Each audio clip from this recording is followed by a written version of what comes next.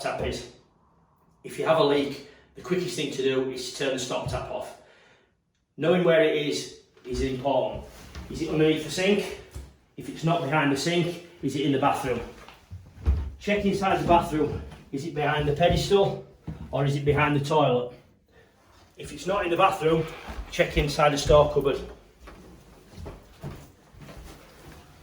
Stop tap, turn off until you can hear the water stopping.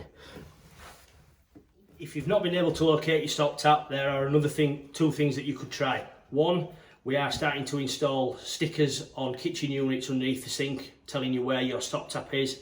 If that isn't there, you could always go try it and ask your neighbour.